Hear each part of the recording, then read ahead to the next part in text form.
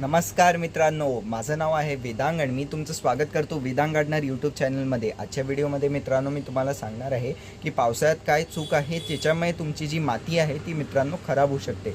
तर व्हिडिओला शेवटपर्यंत नक्की पाहाल। मित्रांनो आजच्या व्हिडिओमध्ये मी तुम्हाला ती चूक सांगणार आहे, ती आहे मित्रांनो की असं पाणी जमा राहते तुमच्या मातीवर। समजा हे पाणी मित्रांनो असं आपल्या कुंड्यांमध्ये जमा असणार, जसं पाहू शकता तर हे झाड असं खराब होऊन गेलं आहे। तर असं जमा राहील तर याच्यामुळे तुमचं झाड खराब होते। आज जे मी तुम्हाला पॉईंट सांगणार आहे तो आपल्या झाडाबद्दल नाही आहे, त्याची जी माती आहे त्याच्याबद्दल सांगणार आहे।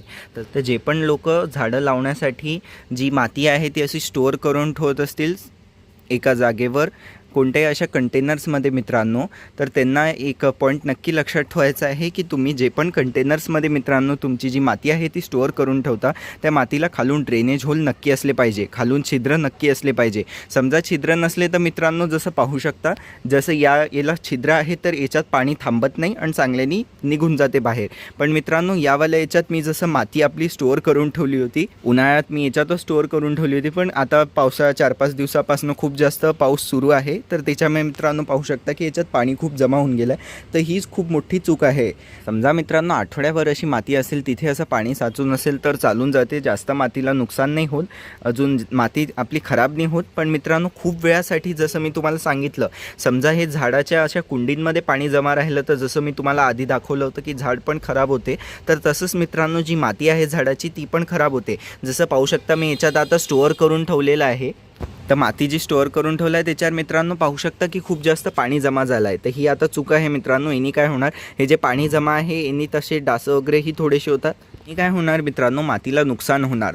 तर जसं मित्रांनो याच्यात जे तुम्हाला माहीत आहे अर्थवॉर्म्स वगैरे असतात, चांगले जे मायक्रोब्स असतात मित्रांनो ते खराब होऊन जातील, कारण की म्हणजे ते मरू पण शकतात मित्रांनो। कारण की जसं हे पाणी जमा राहील तर जे मातीमध्ये ऑक्सिजन आहे मित्रांनो ते नाही जाणार, ऑक्सिजन नाही मिळण्यामुळे मित्रांनो जे आपले ज्याच्यात मायक्रो ऑर्गॅनिझम्स असतात ते मित्रांनो मरून जातील। तर मित्रांनो मायक्रो ऑर्गॅनिझम्स मेल्याने काय होईल, जी आपली जी माती आहे मित्रांनो ती खराब होणं सुरू होऊन जाईल आणि आपली जी माती आहे ती मित्रांनो खराब होऊन जाईल।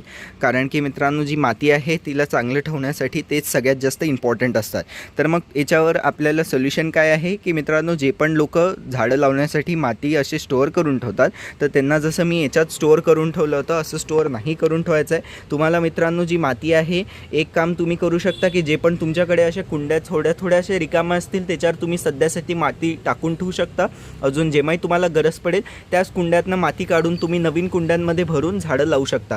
किंवा दुसरा पॉईंट आहे मित्रांनो, जे बोरी वगैरे गनी बॅग्स येतात असं पाहू शकता मित्रांनो, असं बोऱ्यांमध्ये भरून तुमच्या मातीला चांगल्याने स्टोअर करून ठेवू शकता। आणि पाहू शकता मी इकडे चांगल्याने कपड्यांनी गाठ मारून ठेवलेली आहे आणि हे एका असं शेड एरियासारखं हे जे आहे याच्यात ठेवलेलं आहे मी, जेणे की याला आता पाहाल पावसाचं पाणी थोडं म्हणजे लागते पण कमी लागते, जास्त आपली माती ओली नाही होत।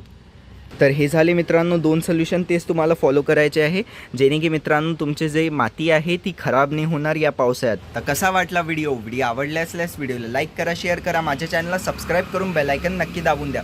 अजून मित्रांनो आता स्क्रीनवर तुम्हाला इथे खताची प्लेलिस्ट येत असेल त्याला क्लिक करून नक्की पाहाल, खूप चांगले ऑर्गॅनिक खतं मी सांगितले आहे। व्हॉट्सअपचा ग्रुप नक्की जॉईन करा, लिंक कमेंट डिस्क्रिप्शन दोन्ही याच्यात टाकून दिलेले लिंकला क्लिक करून व्हॉट्सअपच्या ग्रुपमध्ये जॉईन होऊ शकता।